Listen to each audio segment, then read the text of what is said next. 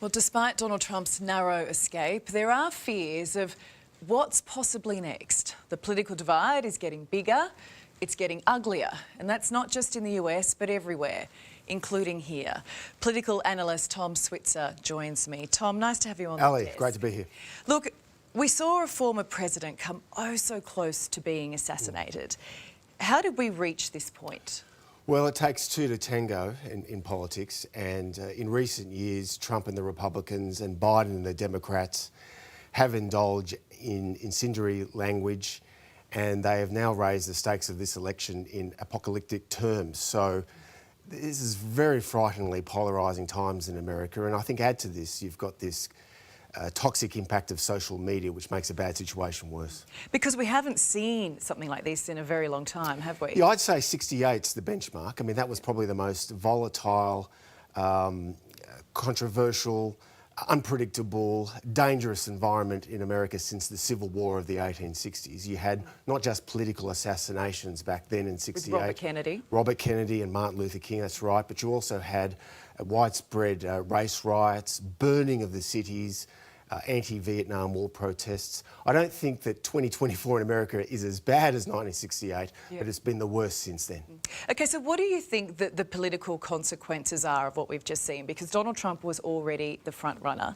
Does this basically hand him the keys to the White House? No, I wouldn't go that far, but it certainly does benefit him in the short term, especially at a time when the Democrats are deeply divided about whether they keep Joe Biden as their Democrat nominee for the presidential election in November. Look, in politics, circumstances can change very quickly, Ali.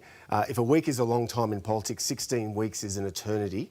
And you have to remember this is a very closely 50-50 country in the United States. And if the Democrats nominate a more formidable foe than Joe Biden, it's a fair bet the Democrats will rally around him or her, and they'll stand a decent chance of defeating Donald Trump. But at this stage, you're right, Trump is the front runner. Yeah, and look, if they're going to do something about that, they need to move very, very quickly. But what has been reassuring is to see the call from calm that has come from both Donald Trump and President Biden. But the division, it is so bitter, and the hatred, it is genuine and it is on both sides. It is hard to see how you overcome that. I think that's right. I think social media, as our own Prime Minister has made clear, makes a bad situation worse. I think Americans are reeling still from the global financial crisis from 2008, 2009, the impact of the Iraq War and the Afghanistan debacles, identity politics, cancel culture.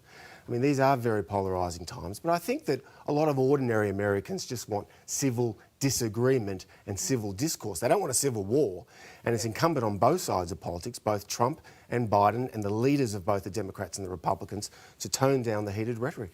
And look, I mean, it's not just happening in the US, it is right around the world and even in Australia. I think politics is getting uglier and in some cases violent.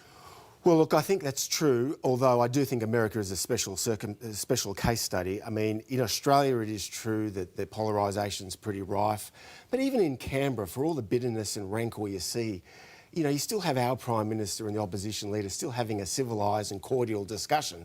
You don't really have that in Washington these days.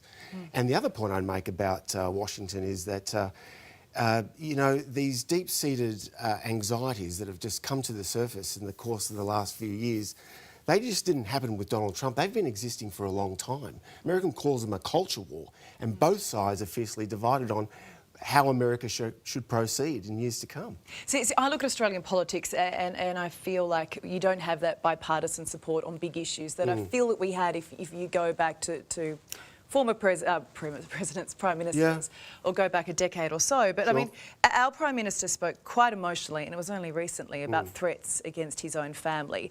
We've also seen the vandalisation of political offices. And I mean, thankfully we don't have guns in this country, but that escalation is concerning. Yeah, it is, but we don't have the gun culture that America has, and also we don't have that awful mental illness problem that is clearly evident in America that is not so evident here in Australia. One other point I'd make is that we talk about political assassinations. The last assassination attempt on a major political figure in Australian politics was way back in 1966. That was Arthur Calwell, the Labor opposition leader, outside the steps of the Mossman RSL. Now, thankfully, he survived, but that was the last time. You have to go back 60 years, Ali. So what you're seeing then in Australian politics right now and the treatment of our politicians doesn't really... I think all Western liberal democracies, whether it's Britain, Australia, New Zealand, certainly much across Western Europe, very polarising, but I think America is a certain case study for the reasons we discussed. I mean, why can't we just disagree or argue politely anymore? Well, again, I think social media makes a bad situation worse. Everything's been amplified by social media and the pace of change. So what do you see happening in the US over the coming months? I mean, does this further fuel the hate and violence, or as our FBI friend Phil Andrew just pointed out, perhaps, does this potentially bring the country together? Well, it depends on how the Democrats and the Republicans respond. Now, at this stage, it's fair to say both sides have handled the controversy pretty well. I think there's a great opportunity now for Donald Trump at the Republican National Convention this week in Milwaukee, Wisconsin, to, you know, appeal to unity and appeal to the better angels in American society. Is he capable of that? Well, he has shown signs of toning down his rhetoric, but, you know, look, the guy has thrived on being a polarising figure, and his base loves it. Whether independents and suburban voters love it in the lead up to the election remains to be seen. But he has an opportunity to tone it down. OK, as you say, there's 4 more months of it. And it's a reminder to me, it just makes me really appreciate where we live, Tom. I think that's exactly right, Ali. Thanks for that. Appreciate it. My pleasure.